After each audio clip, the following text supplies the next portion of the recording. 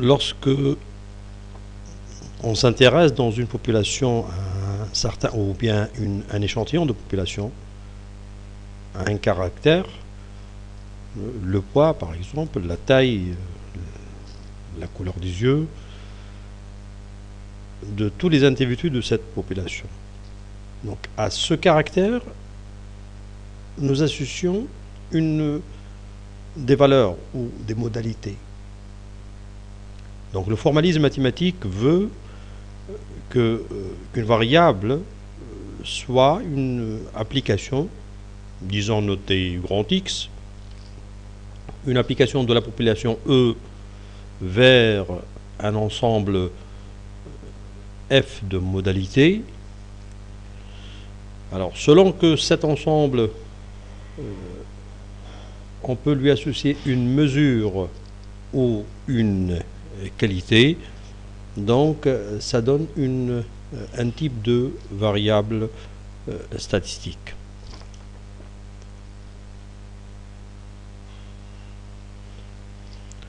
Donc il y a les variables qualitatives.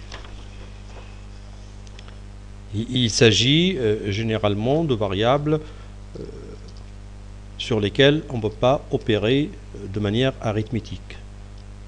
Donc les relations ou les opérations algébriques aussi n'ont pas de sens. Il s'agit par exemple des personnes, par exemple la couleur des yeux,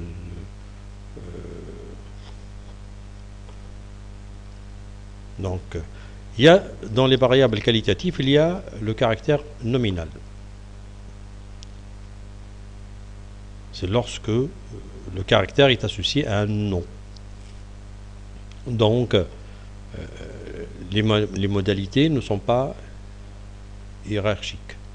On peut pas, il n'y a pas un ordre reliant les éléments. Donc comme je disais, comme exemple, il y a la couleur des yeux ou la catégorie socio-professionnelle des parents des élèves d'un lycée. Toujours dans le cadre des variables qualitatives, il y a un caractère qui est ordinal. Dans ce cas, les modalités sont ordonnées. Donc, du plus petit généralement vers le plus grand. Imaginez le cas des tailles des chemises d'un magasin ou l'année de naissance d'un groupe de personnes. Donc là, nous pouvons ordonner les éléments de notre ensemble. Au niveau des variables quantitatives, aussi, il y a deux types. Donc il y a les variables discrètes. Ceci lorsque l'ensemble des valeurs prises est dénombrable. On parle de variables discrètes. La taille des ménages ou le nombre de pièces des habitations d'une ville. Par opposition aux variables discrètes, il y a les variables continues ou caractère continu. Dans ce cas, l'ensemble des valeurs est un ensemble continu. Donc là ça pose un problème. Parfois, la variable, elle est contenue, mais si on pousse un peu l'analyse, on la trouve discrète.